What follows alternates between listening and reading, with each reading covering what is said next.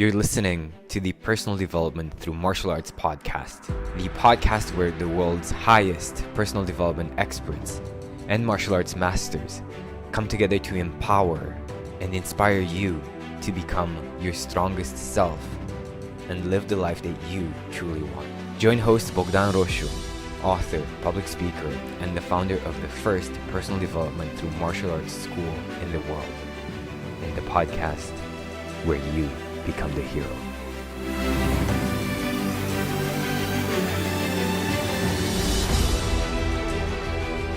My next guest is the host of the Fight for a Happy Life podcast. Through his YouTube channel, he inspires more than 150,000 people to use martial arts training for a happier and more fulfilled life by combining well-rounded humor with very valuable martial arts content. He's a black belt in Taekwondo and 8th degree black belt in Kung Fu San Soo. He also trained in Brazilian Jiu Jitsu, Aikido, Shotokan Karate, but he simply describes himself as a martial artist. Help me welcome Sensei Ando to the show. Nice to see you, sir. Yeah, how's everything going for you? That's good, building the brand, getting, just learning a lot, It's always like, every day is just, okay, now I need to learn this. Oh my God, there's so much stuff I don't know. Yeah. Yeah, right. It never ends, I'm afraid. Definitely. Cool. So is there anything in specific that you'd like to talk about during the interview? Something that...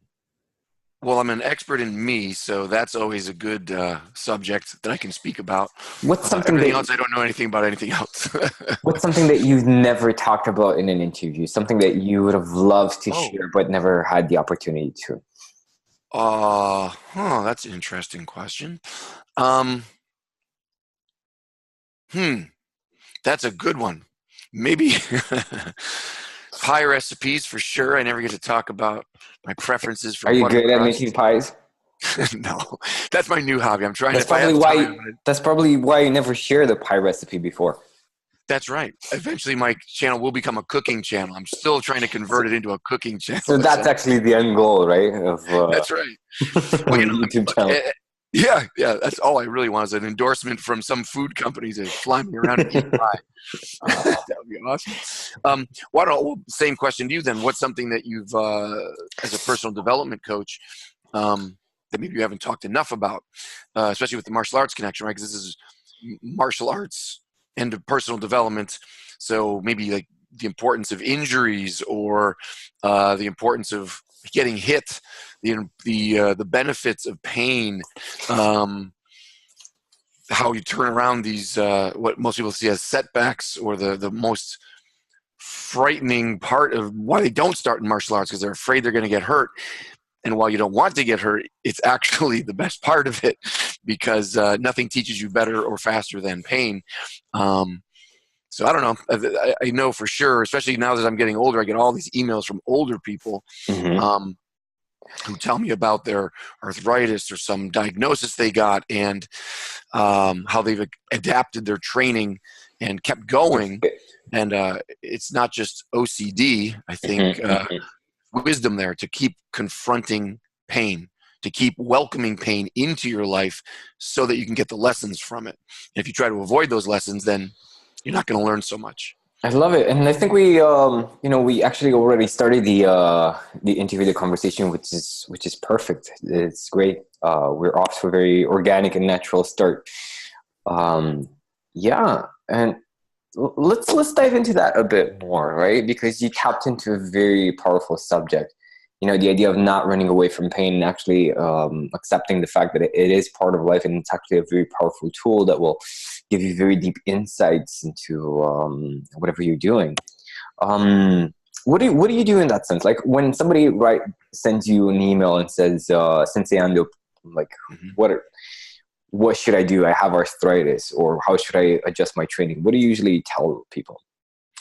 I tell them to suck it up. I tell them it's a natural part of this process. I tell them that it's never going to end You know, even when I think back to training as a teenager and the physical challenges that I had back then, which seem laughable now, but at the time I'm like, gee, I'm not that flexible. I can't do a full split yet. But then into my 20s, and things started to change. I started still getting a little bit tighter, or I was taking more headshots. Learning new skills, then it becomes the frustration of trying to, you know, keep up with your classmates or meet your teacher's standards. And then really in my mid to late 30s, that's when every year it seemed like a different joint was causing me trouble. You know, one year it was my hips. Then I thought, okay, I got past that. Then no, the next year it's your knees, and no, the next year it's your shoulders. And then it just seems like there's always another issue that kept coming up. And what I had to accept, and what I would advise people to remember, is that that's part of the process. It's not like, oh no, I was at 100%, but now I'm at 90% or 80% because I have this injury. I have to wait till I get back to 100% until I can move forward or feel good about my training. Or it's like, no. You're always going to have something that's less than perfect. And the whole point of learning how to fight is learning how to use what you've got, no matter what the situation is, and just figure out a way to make the most of it. And that is the process. That is the very thing you came into this class to try to figure out how to overcome. It's not the exception to the rule. So I think it's just a wonderful life lesson in general. Your relationship isn't 100%. Yeah, no, of course it's not. Your finances aren't in perfect order. No, of course they're not. Your health, there's always something for you to fight with, to struggle with. But that's not a bad thing, because once you accept it, it makes you wiser and stronger. You're not going to tell your partner or your wife, oh, you know what? I see that our relationship is not working. Let me just take a break for a few months, and then I'll come back to our relationship, and then we'll make it work. Right. You're gonna get knocked out by your wife probably if you see something like that, right? But people, it's funny, you know, you're hitting the nail on the head, because it's funny how people view martial arts. They're like, oh, you know, I'm feeling a bit stressed right now. I'm feeling a bit overworked. You know, my financials are not so good. Let me just take a break from training. Let me see you in 6 months. And they never do, right? They never come back in 6 months. And it's like the biggest mistake. No, that's when you actually need your training. Exactly right. Exactly right. And it's too bad, because you lose so many people either before training, like they never even get started. Because I get emails sometimes from people who say, yeah, I'd really like to join up for a class, but right now I'm a little overweight, so I'm going to wait till I get into shape before I go start class. Yeah, that's the best. Right? Like, oh no, you're making a mistake here. Or yeah, I just got an injury, so yeah, I can't go back to class. The doctor said for like 5 months. You're like, no. And so this is why I think so many people get frustrated with whatever their goals are, on the mats or off, because they keep waiting for this perfect set of circumstances to align, where then they say, okay, now it's free and clear to move forward. It's like, no. It's never free and clear. You just start climbing, you just start skirting around, you just start making your own way. And if you wait for perfection, then you're just going to go nowhere. Yeah, absolutely. And, you know, to get back into your earlier question, you know, it's, to me, it's fascinating how I asked it in one of my Facebook groups earlier, like, when you joined this group, what was it? What was the reason why you joined? Was it for the Wing Chun, for the martial arts training, for leadership, for business coaching, for personal development? And all of them, like, for the Wing Chun training, like most of them, right? And to me, it's absolutely fascinating how you cannot see the connection between the two, right? It's just like, look, I'm gonna give you this delicious dinner, and you're gonna have this delicious dessert. It's not gonna make you fat. It's actually gonna make you healthy. And you're like, you know what? Just give me the dinner. I don't want dessert. No, I just like, no. That's okay. I have room for it. I like it, but nah. I'm sticking with the dinner, right? It's like, it's amazing to me, right? So how do you, as a teacher, then, how do you get them to see what you know about it, to eat the full dinner? How do you do that? I feel that I cannot, because if it's not something that is not, it's not in their inside of them, that they kind of intuitively feel that that personal development and martial arts are very, very connected, they're not going to get it. They're not going to take it from me. So I cannot, you can never teach somebody. You can always help somebody discover what's inside of them already, or what they choose to believe. So it's really about just attracting people who love this idea of having both, having both dessert and the main course. But you talk about that a lot, right? I mean, wait a minute. So did you just say you give up on the people who don't understand it already? You don't even try to have them discover this? You track the people who already get the message, and for everyone else, yeah, just stay home, it's guys. okay. Don't It's need okay. anything. Just wondering if I Stay heard home. that It's correctly. okay. So, okay. No, I'm putting myself out there all the time. The fact that we're having this conversation as well, it's a testimony of the fact that I'm just being myself. I'm putting videos out there, talking about what I love, and people who like it, right? And people who are like, somebody actually doesn't know. For example, I didn't know when I started combining the two. I didn't know that they went so well together, right? But when somebody showed it to me, I say, wow, okay. But that information was somehow inside of me already, because I was studying personal development and I was also studying martial arts. Mm-hmm. So that's what I mean. Yeah. But you also talk about happiness, right? Through martial arts. Constantly. Until people get angry with me, I talk about happiness.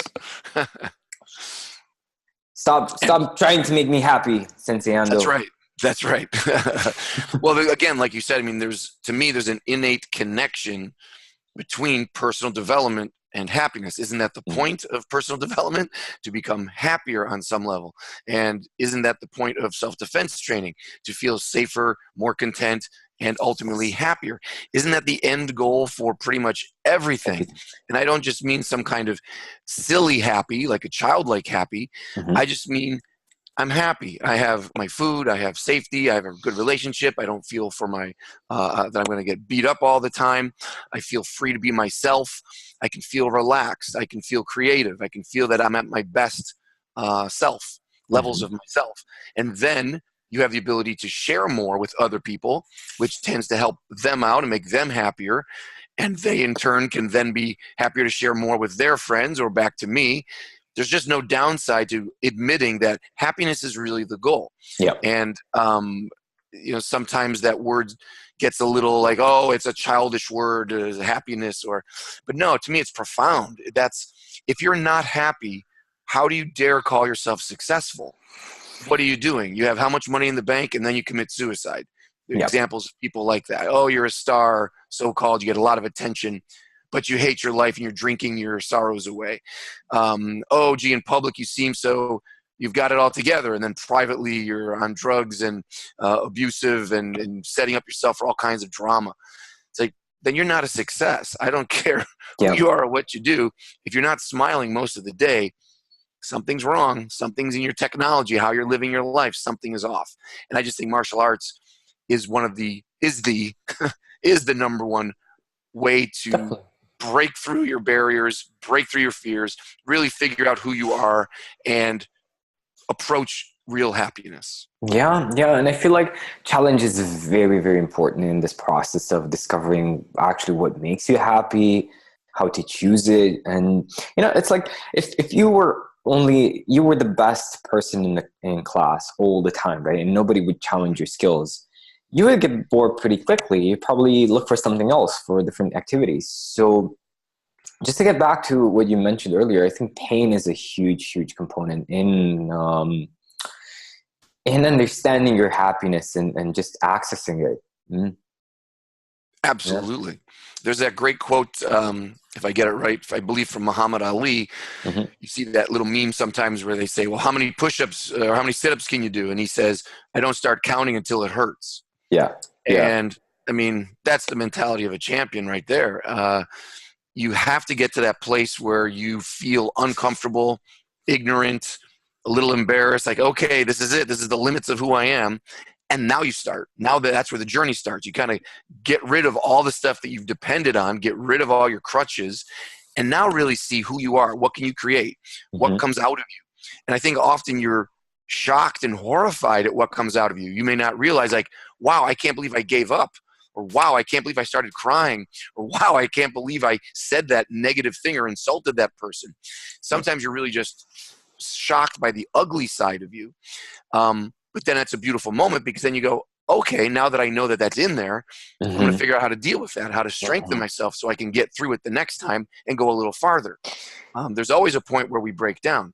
If you're not reaching that point, then you're probably not pushing hard enough. I think you should be continually finding that pain point where you're like, okay, here it is again. I'm at that moment where I need to either step forward into this uncomfortable area or pull back to where I'm feeling very, very safe. It's not that you're a bad person if you stay in the safe zone. It's just I feel a little disappointed because I would like to have seen how far you could have gone for myself too. Like, well, yeah, but what happens if I take one more step? Let me just see what happens. If that's good enough, and you say, I'm happy now. This is exactly where I want it to be. I don't need any more. I'm very happy. Then great. I'm not judging you. But at least make that effort to figure out where is that point where you're feeling very happy, you feel fulfilled, you're not a negative influence on anyone else's life, you're not projecting your shortcomings on other people, you're just happy. Wherever that is, good for you. But I find that usually one more step, it brings a lot more rewards, and it's worth the pain to get there. That is so insightful. And I feel like people are so much stronger than they think. You know, I agree. This is something that I discovered when I was doing karate, because karate training is very, very different than Wing Chun training in the sense that it's a lot more physical. But what I personally discovered was that, okay, we were about to do like 100 kicks, and by halfway through, I felt like I was going to faint. Well, because, you know, I had no physical conditioning back then when it just started. But just by pushing through it and just having this group of people who were all, you know, set the standard higher, I discovered that, wow, I actually, you know, I thought I couldn't do another kick, and there I go doing another 50 kicks. I said, well, I'm not that special, right? That's like, everybody can do that. Right? Absolutely. Boy, I think you hit the nail on the head there, Sifu. That is, people are so much tougher than they think. I think people are more creative than they think.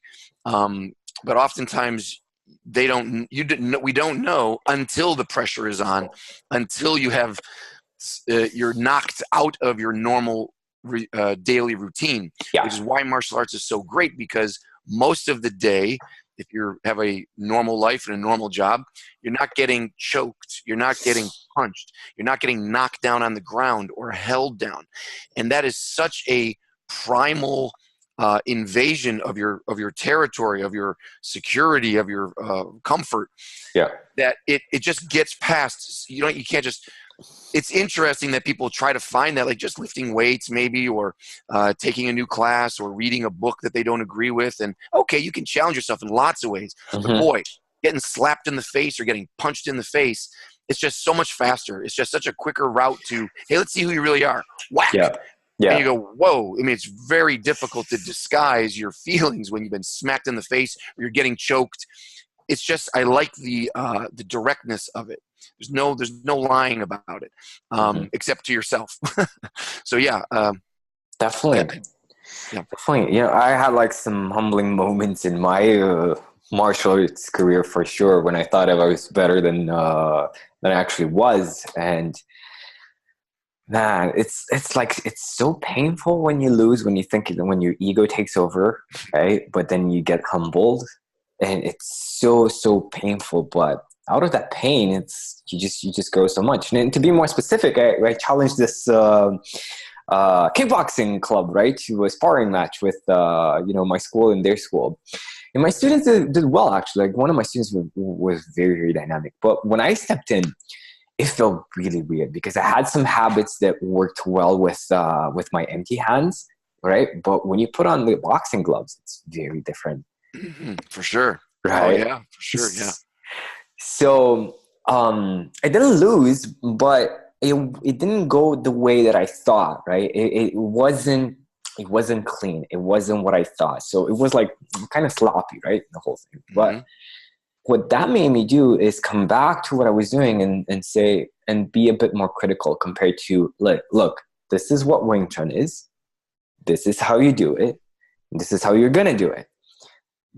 And when it came back to it, I said, okay, maybe this thing is not really that useful. Maybe this thing can be improved here, right? And it really, really helped me become a lot more dynamic and a lot more flexible in my thinking, and definitely more humble. I hope so. That sounds like a good training experience. That's the way it Oh should be, yeah. right? Hopefully every day you get something like that. The So, trick is to laugh at it. And like you're laughing, that's perfect. There's a big difference. Like as a younger man, I was very cocky and arrogant, a jerk. And before I got into a formal martial arts class, and when I got there, that was the hardest part yeah. is getting punched in the face and losing and not being incompetent and not having any skills.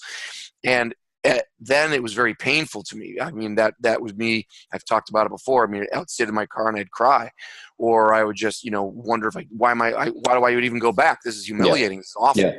It makes no sense. It really just shook up my whole reality. But now that I'm older, at some point, I laugh about these kinds of things now. If I go in and I'm just getting tapped out in a Brazilian Jiu Jitsu class, I can laugh about it. This is great. I'm getting my ass kicked today. Fantastic. Yeah. That's why I'm here. So I recognize the value in the pain now, whereas a younger person, I didn't.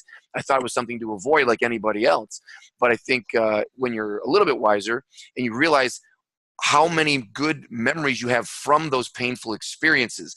Sometimes it takes a bit of life experience before you get the connection. You go, yeah, I really learned this valuable lesson when I got hurt. Or yeah, this horrible thing happened to me, but boy, it changed my life.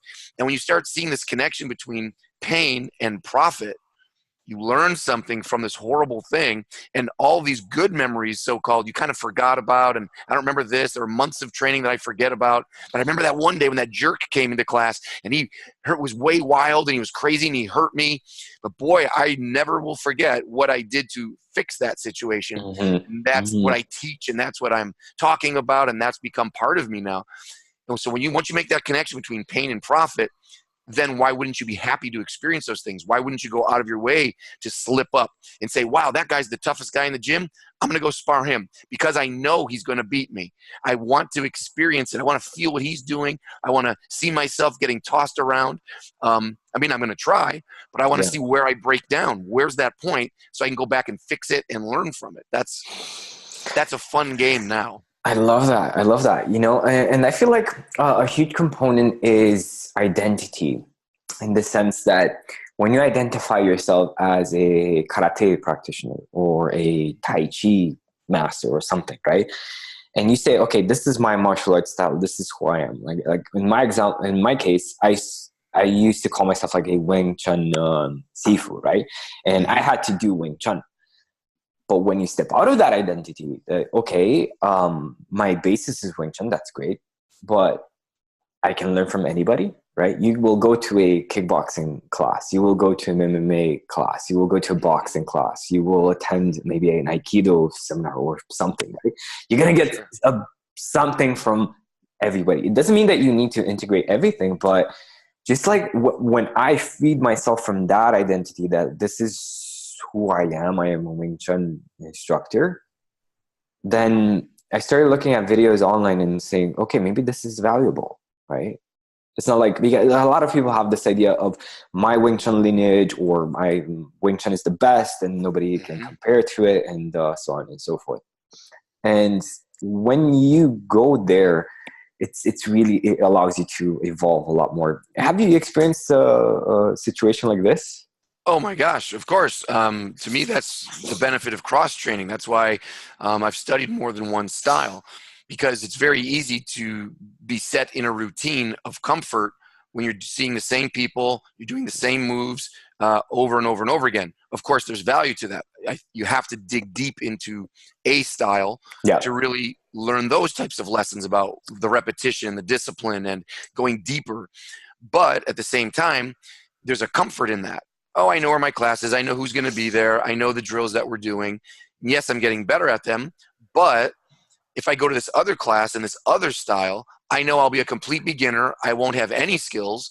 And so that's the easiest place to find the pain points again. Yeah. Hey, to tie on that white belt, for someone who's been a teacher for years, tying on a white belt, which I did when I was 40, I started Brazilian Jiu Jitsu formally. And to tie on that white belt was just joyful. Like, hey, Yeah. I'm not the Yeah. teacher here. Hey, nobody knows me here. Hey, I don't know any of this stuff. What are they doing? And what a great feeling that is. But so many people work their whole lives to get to the place where they can wear the black belt so that they don't have to ever feel like a beginner again. And that's the big mistake. So, yes. You're actually still a beginner even though you do have your black belt.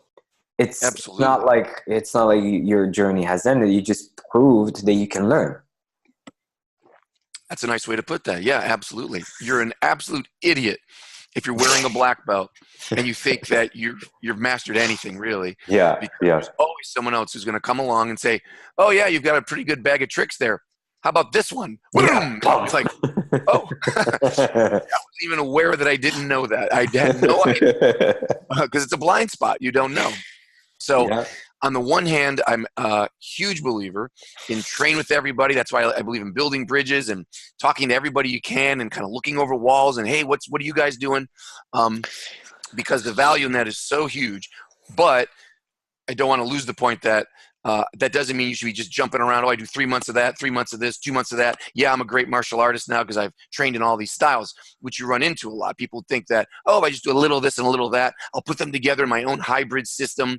But they've never really learned one system very well. And then you lose those lessons. You know what? Like my first martial arts school, on the flyer, right, or the poster outside of the school, it said karate, aikido, judo, jiu-jitsu, kempo, ninjutsu, all taught by the same guy. Wow. Was he 300 years old? I don't know. He looked pretty young to me. Like, probably very, very good diet. Yeah. And what we ended up doing was a lot of ground fighting and acrobatics.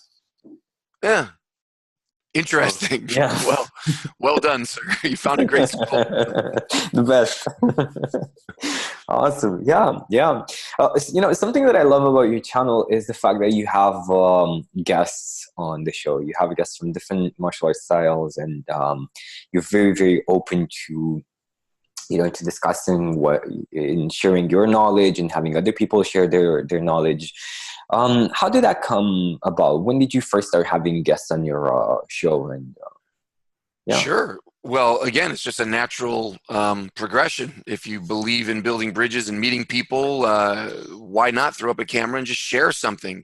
That to me is the miracle of the internet. It's the greatest thing that's ever happened in human civilization, as far as I'm concerned.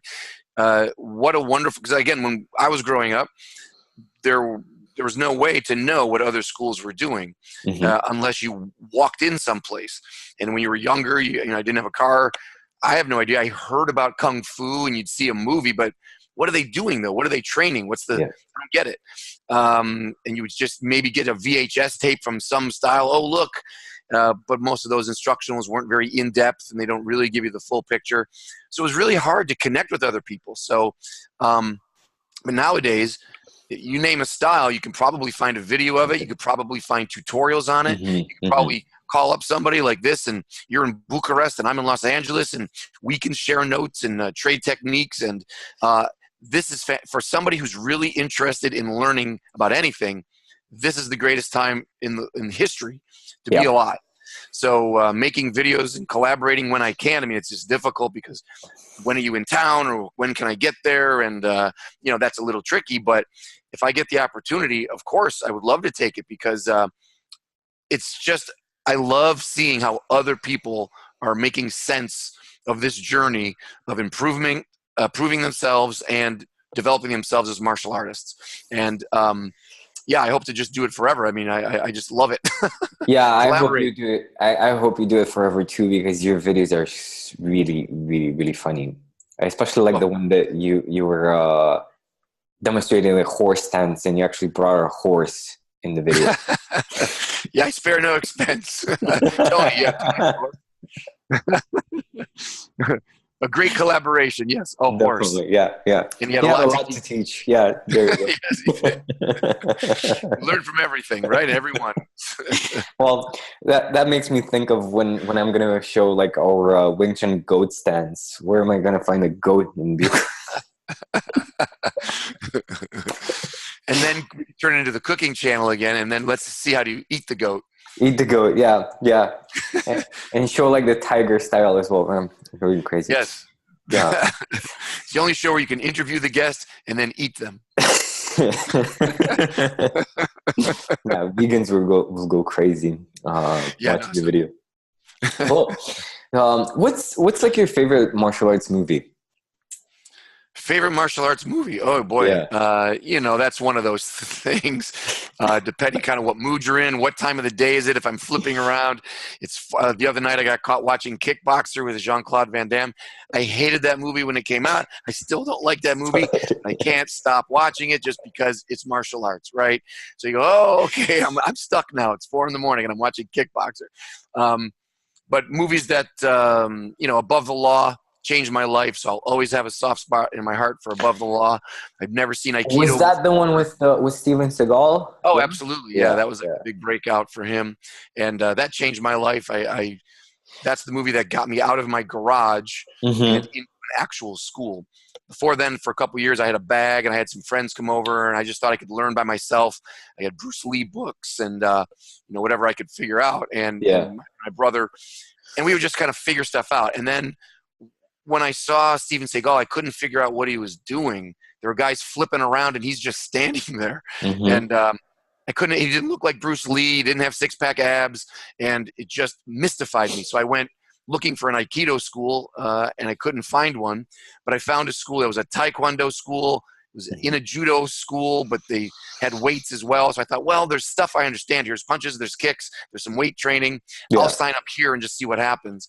And that's how I ended up formally getting into martial arts. So he got me out of the garage and let me know, hey, there's more to martial arts than just Bruce Lee jumping off a trampoline and doing a side kick. There's also... Hey, sorry to interrupt the interview. I'll let you get back to it in a moment. Let me just ask you, do you want more financial freedom in your business so that you have time for the important things in your life? Would you like to level up your business and become a black belt in business success? Let me help you.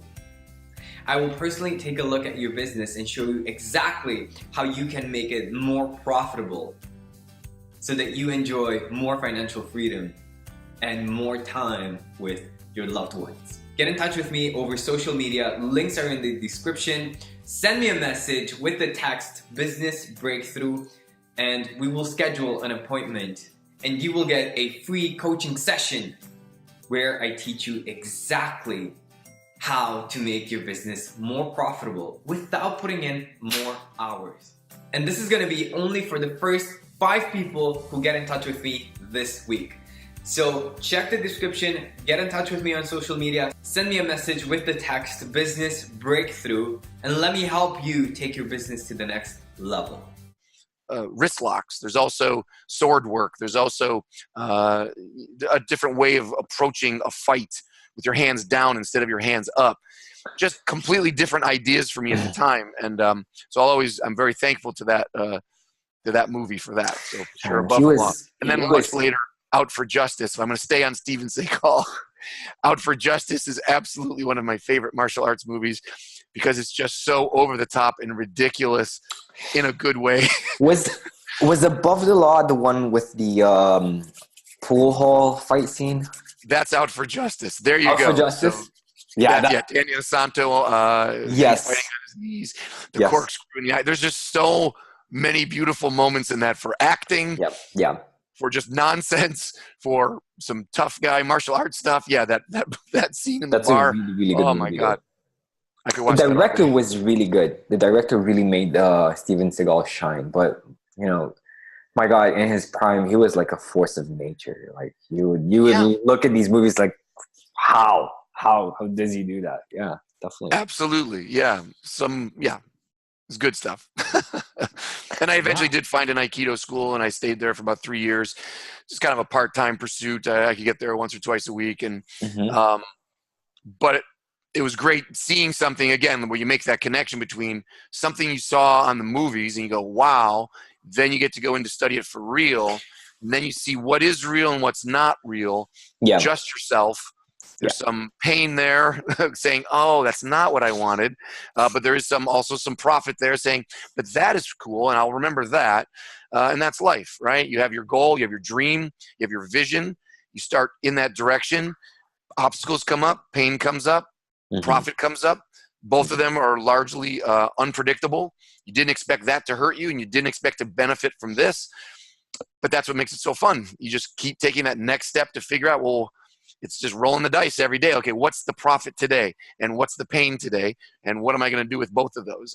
It's addictive. Yeah, absolutely, absolutely. I actually remember when I was a kid, my cousin who was already a black belt in Shotokan Karate, right? And he was like, he would kick my ass all the time, but I would still look up to him because he's like 19 years older than me, right?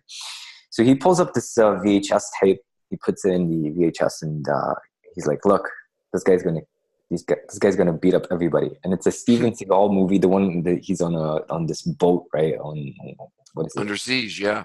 There you go. Yeah, exactly. It's like, how is he gonna beat up everybody? And that was like that kind of it sparked a lot of interest. But what's funny? You look at all of these movies now, right? And you watch them with very different eyes. Oh yeah. Because like this summer we had a screening of Enter the Dragon, right, over at my school. And I was looking at Bruce Lee, and I was thinking, my God, he's slow. Like, wow. Yeah, honestly, like, my God, he's so rigid and he's so slow, and the reason why is because he's filming these these scenes where he's shirtless. He needs to be flexed, right? So when he's flexed all the time, guess what? You're gonna be rigid and you're gonna be stiff. But when he doesn't have his shirt on, like that force of nature that we were discussing earlier. But I never saw that before. I never noticed that before watching the movie this summer. Well, there you go. That's an interesting point. Yeah, a little movie magic there. When he holds those poses, well, of course, that's the opposite of flowing and being in the moment. Well, that's movie stuff. He knew that, of course. Definitely. High kicks, he seemingly didn't really like high kicks either, but they look great in the movies, so that's what you do. So there's two guys: the movie star Bruce Lee and kind of the teacher Bruce Lee, the fighter artist guy. So he seemed to enjoy both. Yeah, absolutely. Good eye. Absolutely. Have you met people who study with him? No. Well, let me think. Yes, I mean, I was thinking trained with people. I've let me think. There's people who say that they did, but then you're not sure if they did. So I didn't go and vet everybody and verify their claims, but not so much. I mean, I'm in Los Angeles, so there's showbiz people who might have some older guys who had stories, but not too much. But certainly Dan Inosanto still has his academy down here, so I run into people, more people who've trained with him, and so kind of indirectly that way. And boy, the Bruce Lee thing, he's another guy who, of course, changed my life when I was younger. I'm one of those guys who saw him and said, wow, cool. I can't look like Arnold or Stallone, but I can look like that guy. So as a role model, he was great. And again, as I've said before, he was a real bridge builder. He was multicultural. He was open to everything. He was looking over everyone else's fence and building bridges in his own way. So I think as a role model, as a martial artist, and as a human being, he was definitely someone that we should still talk about. What I found very, very interesting. I don't know if you saw the documentary about his life. The more recent one. His brothers and sisters. They said that ever since Bruce Lee was a kid, he said, the world will know my name. Which is crazy, right? Have you said the same? You're out there. Have you said the same? Come on. Come on. This has been like more of a recent desire, to be honest, because before it was more like when I was a kid, there was this desire of having a lot of people know me and being very popular. But to be honest, that came from a lot of insecurity. Because I thought that if people are going to see me, then I'm going to be super popular or super wealthy or so on. So for people are going to like me. But the truth is that I did not like myself. Mm-hmm. I did not know how to enjoy being, just being with myself. So if you don't like yourself, how can you expect that other people will, right? Right. So it's definitely fascinating, but it was more fascinating to me the fact that, you know what, he kind of saw this and kind of created that reality for himself, and it just reminds me of what so many people say, that look, you have to see it first and then it's going to happen. You see it for yourself and then it's going to happen. But now it's not something, it's just like a natural consequence. I feel like just by doing what we're doing today, just by talking, just by sharing our insights, sharing our knowledge, we're going to reach a lot of people. It's not a question of if right now. It's really a question of, if I'm personally going to get there,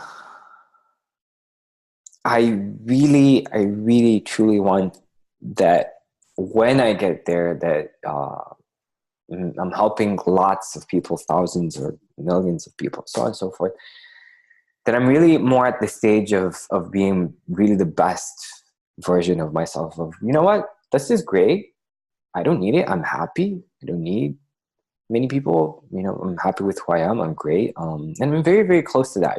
Just like this year, for example, this whole year 2018 has been me learning to be okay and be happy where I am with who I am, right? Mm-hmm. Instead of just chasing something outside of me all the time, all the freaking time.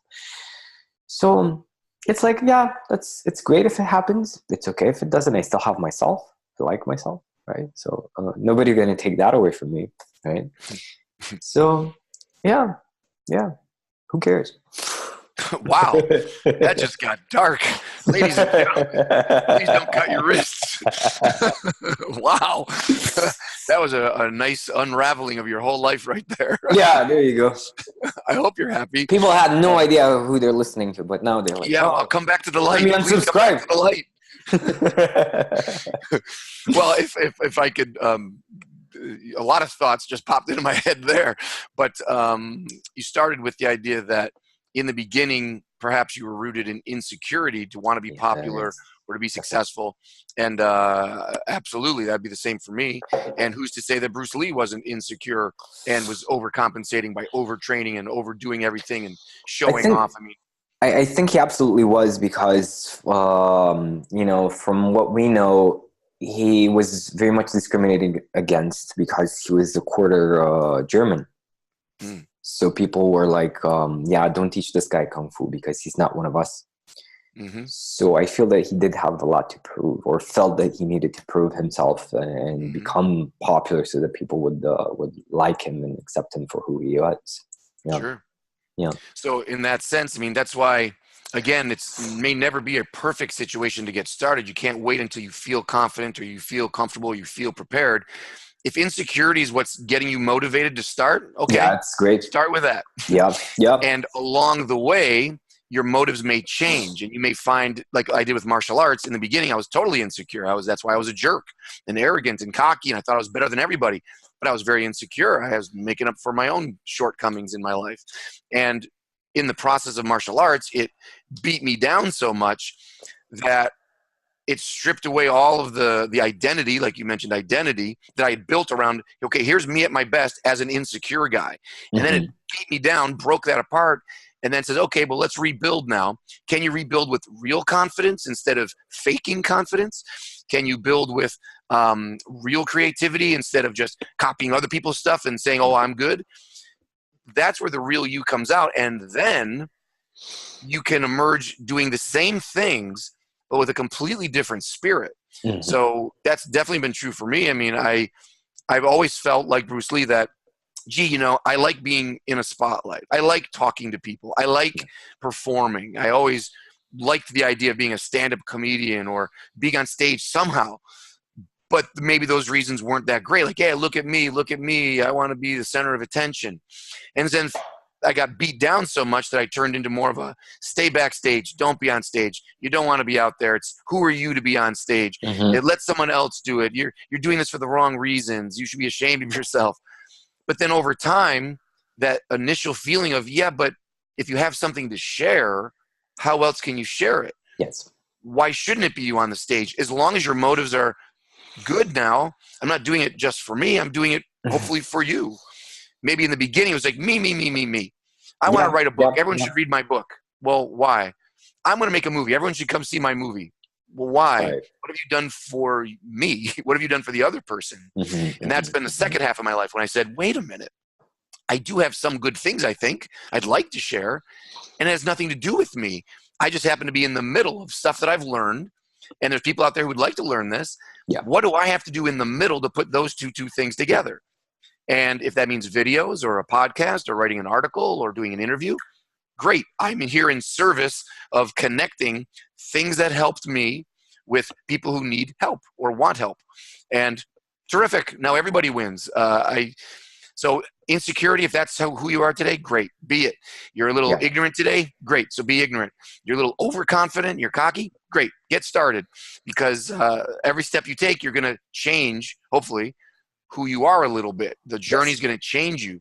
And once the real you emerges, then you can, like you just said, then you find kind of a peace. Like, wait a minute, I am okay with who I am. I'm okay with where I am. Now it's just a question of, well, what do you want to do today? You're alive. You want to just stay here and you have 20 students and they love you and maybe you're good with that. And again, I don't judge. Then if that's your life, that's your life. But if there's still part of you saying, boy, I'd love to share it with 30 people. I'd love to double my enrollment to 40 people. Wouldn't that be nice? And then put that on, wear that shoe for 6 months and see how that fits. And at some point, you're either going to want to take that next step and go to the next, I want 50 students, I want it, or you're going to say, no, you know what? This was perfect. I liked 20. Okay, so be it. But don't let fear or insecurity or negative thoughts keep you from trying the next step just to try it on and see what's up. You can always retreat. You can always give up. Start a website. You don't like it? Shut it down. That's okay. You're scared of starting the business? Well, start it. It goes out of business? Okay, so you go bankrupt and it's done. But you got to do it. Absolutely. You just have to. Absolutely. And you never know who you are until you go through that insecurity of showing up in your insecure version. And I think it's very similar to actually sparring, actually fighting, because maybe in the beginning you like to attack, like you're more on the offense because you want to prove that you can actually fight. But then you get punched in the face a few times and then you're like, oh shit, if I attack, then I'm going to be punched in the face. Let me just defend, right? And then you're too much on the defense. And then you remember, okay, this doesn't feel right either, right? Just being on the defense. So let me just see, when do I do one and when do I do the other? And you develop timing. Beautiful. Boy, that's very well said. I love that. Yeah, timing. I think timing is it. Timing is the wisdom to know when to push, when to pull, when to stay still. That's what wisdom is. Absolutely. You can be really good at any one of those things. Like, oh, this guy's really aggressive. He just attacks. Okay. This guy's really good at being patient and staying cool under pressure and being calm. Okay, that's another skill. But the master is the one who can do both and knows exactly the right time to push or pull. That ultimately is what I'm looking for, what I think everyone should be looking for. Sometimes in the beginning, if you're very quiet, you really just want to play in the aggressive field. You just need to do everything you can to be stronger, louder, faster, more, go attack. Some people come in very aggressive. They need to figure out how to relax, how to not always feel like you have to win all the time, and just learn by watching and observing and being passive and flowing. But ultimately, either one of those will get you killed. If that's all you do, sometimes it works, sometimes it doesn't. The master knows exactly when. Now's the time to speak up. Now's the time to shut up. Now's the time to punch you in the face. Now's the time to walk away. And we just do our best to try to figure out those moments and they can be very, very fast, right? When you're actually sparring, you shift those roles in a flash, or you're doing them simultaneously. Part of your body is yielding and being soft while the other part is attacking and being aggressive. So that's the yin yang. To me, that's the perfect yin yang. It's not one or the other alternating. They're at the same time. To me, that's the ultimate wisdom. You're always progressing and you're always allowing life to happen to you. And in that swirl, that's where the magic happens. That's where you're at your best. Yes, I feel so too. And sometimes you even actually need to eat a punch or eat a few more, like take a beating so that you actually win Because if you tire the other guy out, right, and you let, like I always talk about this with my students, like if somebody has an advantage over you, Mm-hmm. you encourage that advantage so that it becomes a disadvantage. Mm-hmm. Right. I So like that. yeah, like somebody who's very, like for example, Mike Tyson, right? His advantage was his power. But if you allowed him to express power a lot more, right? I'm not saying that I'm ever gonna get in the ring with Mike Tyson. I'm not crazy. But like people who allowed him to express his power and he tired him out, they won, right? Mm-hmm. So if somebody's very agile, allow them more space to be more agile, so they slip up. If somebody has good kicks, allow them to kick a lot more so that they make a mistake. If somebody's very aggressive, beyond the defensive, and then boom, step in exactly when you need to. But that's like it all comes down to having that kind of experience of making Right. mistakes. Exactly. Yeah. Rope-a-dope, like with Muhammad Ali and George Foreman, I think, right? Same idea. It's like, wow, this guy's bigger and stronger than me. But if I can just protect myself and let him punch himself out and get tired, now I can emerge. Or the Gracie Jiu Jitsu kind of philosophy of just being able to hang on and protect yourself long enough for the other guy to make a mistake or to get tired and have to stop their plan. They have no plan B. You do. Hopefully you have a plan A. I can try to attack and get out of here, but if I can't, I'm okay on an egotistical level to allow that and still see losing in everyone's eyes as an advantage. But yeah, it takes time to figure that out, because I would say that the guys who lost to Mike Tyson early, they didn't stop him from expressing power, but maybe their mindset wasn't thinking like, I'm allowing you now to express your power. They're still thinking, oh no, he's expressing power. Okay, I'm going to express power too. Yeah. They could have won, perhaps. I mean, Mike Tyson's Mike Tyson, but their mindset is different than someone like later on, like with Evander Holyfield or someone who could stay in the fire and let him do what he's going to do and already be thinking that this is a positive that he's punching me. I'm not afraid of that, or this is not a failure on my part. Go ahead. This is my actual strategy. I want you to keep punching. Go. Rocky and Mr. T. All right. That's one of my favorite martial arts movies. If it doesn't get considered, Rocky 3 is like the best movie in the world. Everything is answered in that movie. But he does the same things. Like takes the punch. You ain't so bad. Yeah. Well, I got a lot of mo. Well, okay. You ain't so bad. Come on. And lets him get, yeah, come on, bring it. As long as you're doing it on purpose, then it's a strategy. And yeah, so take the lumps. Open a business knowing that it's not ready, prepared to take the lumps. Prepare yourself to take the loss as you invest in something, because you know that's the punch you need to take to learn how to sell that product in the future. You go on a few blind dates to figure out how to date. Yeah, definitely. And I was actually thinking about this before our interview, you know. I think it's very, very important to lower your expectations. Like, for example, I've done a lot of things that, like, for example, growing in an online community, like a Wing Chun community, right? And I was expecting people, oh my God, people are going to come, they're going to flood in, I'm going to have so many students learn Wing Chun online and so on and so forth. And, you know, you set higher expectations and then you get lower results, and that just disappoints you and it demotivates you. But if you think of, if you're going to get 5 students and you thought that you're going to get only 2, you're like, oh my God, I got 5 students. That's crazy. Oh, wow. I need to keep doing this, right?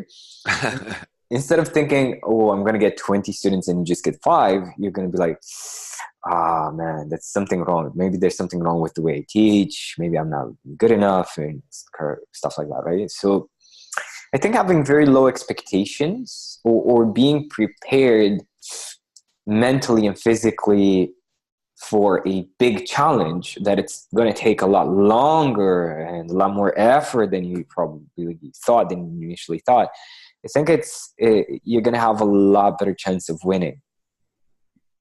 Absolutely. Who's going to argue with that? Absolutely.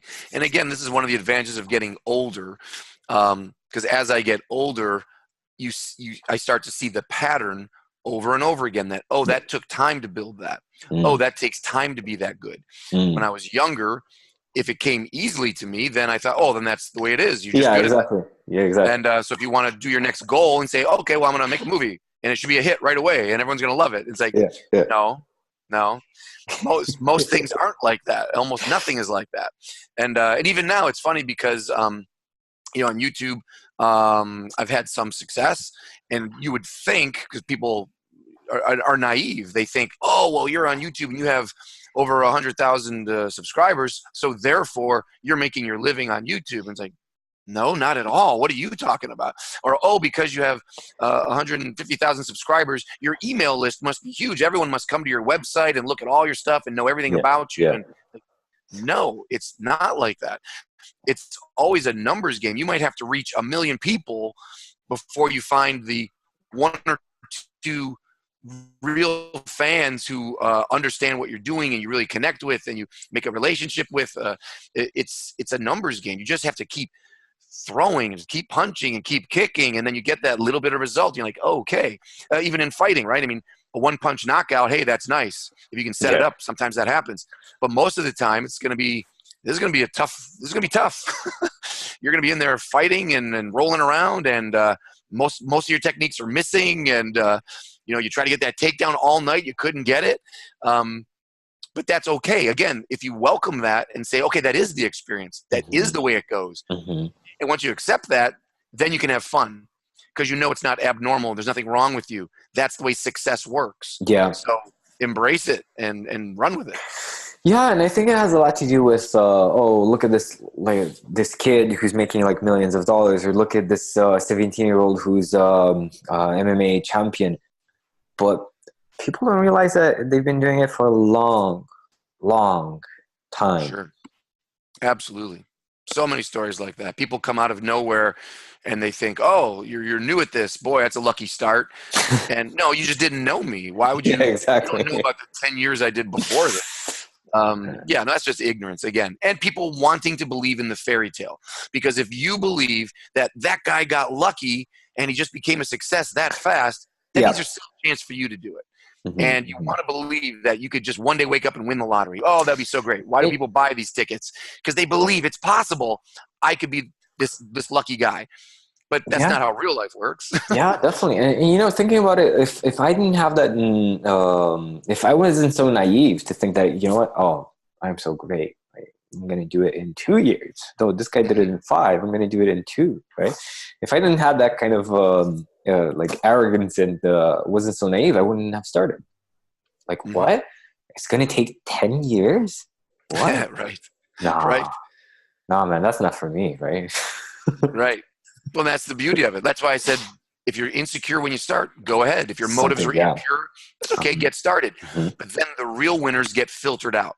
Yeah. That's why it's beautiful. The problem is that you don't know that you're insecure. Well, right, but that's what the journey teaches you, right? Yeah, I didn't walk into martial arts thinking, I need to be humbled. I had no idea. That's why martial arts is interesting. That's why I hate when people call certain schools like a McDojo.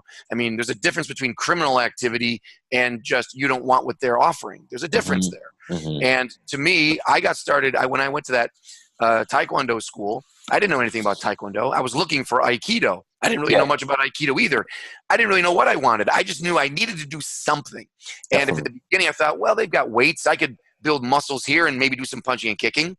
I didn't know that within a month I'd be crying in my car because I got punched in the face by someone I thought was inferior. How dare you hit me? I'm perfect. I didn't know I wanted that. It's because you take that step that you learn what you need to learn. If you're open to that, that's the self-development part. If you're really interested in developing yourself, you're open to the real lessons, not just the ones you wanted to learn. I just wanted to get in shape. My whole life changed instead. But I was open to that because I did it at heart, want to become better as a person. So that's what I mean. It filters out the winners and the so-called losers. Once you get to that point where you go, oh my gosh, this isn't what I thought it was, then you keep going, or do you say, oh, then forget it, I'm out? If you're out, you're out. Okay, find something else. But the winners are the ones who go, hey, this isn't what I thought it was going to be, but I'm going to keep going because I still think this is worth it. Or there's something interesting coming. Great, then you win. Yeah, I love that. And I think it's very, very powerful once you accept that and you definitely keep going. What would you say to everybody listening? Actually, what would be one question that you have for everybody tuning into our conversation? A question for people watching. Yeah. Oh, it's easy. Okay. What are you doing today that's making your life better? Mm-hmm. It's doesn't have to be big and dramatic, but just literally, what are you doing in your daily routine today? Whether it's 5 minutes of breathing, whether it's 100 push-ups, whether it's calling somebody that you don't know, or just to build a new relationship. There must be something in your daily life, not once in a while, that you're doing to make your life better. At the end of the day, ask yourself, what did I do today to make my life better? It's very simple. And it, again, doesn't have to be big and dramatic. Oh, I put down $100,000 on a new business. No. It's quite the opposite. It's the little investment. What did you do today? What was that little investment you made in yourself, me time, to move your life into a happier direction? If you can't answer that, when you wake up, okay, what am I going to do today to make my life better? And you go to the end of the day and say, okay, what did I do today to make my life better? If you don't have answers for those questions, to me, that's a life that will never be as great as you want it to be. You have no chance. Nothing is guaranteed, but you've just taken yourself out of the game completely. There's no way you can win.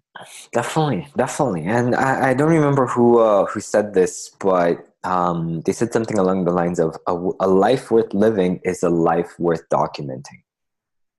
So if you're writing down on a journal, like, what did you learn today? How is your life better today compared to yesterday? You're really, really, really doing a great job for you, and great service for you. Yeah, definitely. And that's interesting. Yeah, the documenting. I'll have to think about that. Yeah. Well, you are kind of documenting your life, aren't you? On YouTube, we're documenting our lives right now, our experiences. A little bit, yeah, but not as a daily thing. So I'm interested in, like, is that? Yeah, I got to think about that. But it's a great idea. Yeah. So guys, go ahead and document your lives in the comment section and tell us what did you do today to improve your lives. Awesome. Yes. Awesome. Ando, this was a great conversation, and I'm very happy that you accepted the invitation. And yeah. Of course, I appreciate the work you're doing out there. Any positivity that you can bring to the martial arts, which you do very consistently. You're a bridge builder, so I respect that. You're a great role model for martial arts and making lives better. So please continue your work, sir. Thank you very much. It means a lot coming from you, to be honest. No. Awesome. Guys, go ahead and subscribe to Sensei Ando's YouTube channel. You'll find him on Facebook as well. And definitely check out his podcast, which is also called Happy Life Martial Arts. Fight for a happy life. You got it. Fight for a happy life. Awesome. This was excellent. Hey, thank you so much for tuning into this episode. And if you're ready for more financial freedom, for more time to spend with your loved ones, or doing what you're really passionate about, send me a message over social media, connect with me, links are in the description, and I will give you a free business breakthrough session where I will show you exactly how you can make your business more profitable so that you live a happy and fulfilled life with your loved ones. I'll see you soon.